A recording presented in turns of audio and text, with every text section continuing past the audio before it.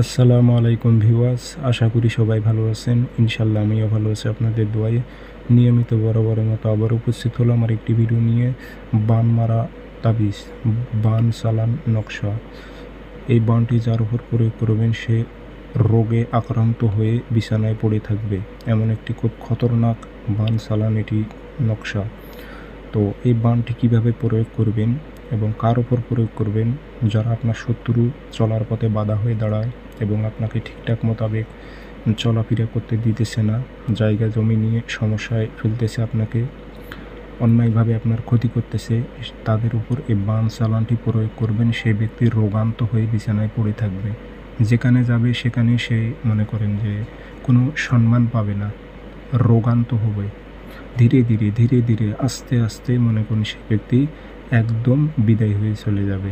কাজটি কীভাবে করবেন, নিয়মকানুন সব কিছু বলে দেবো। ভিডিওটি সম্পূর্ণ দেখবেন, চ্যানেলটি সাবস্ক্রাইব করে রাখবেন। ব্যক্তিগতভাবে যদি আপনারা আমার থেকে কাজ করে নিতে চান অথবা কাজ শিখতে চান, যোগাযোগ করবেন 0133152703 ইমো আছে, হোয়াটসঅ্যাপ আছে। যারা কাজ করে নেবেন এবং কাজ শিখবেন তারা যোগাযোগ করবেন। আর আমার অসংখ্য ভিডিও কপি হয়েছে, সেগুলো থেকে আপনারা সাবধান থাকবেন, প্রতারিত হবেন না। তারা কখনোই কাজ আপনাদের করে দিতে পারবে না।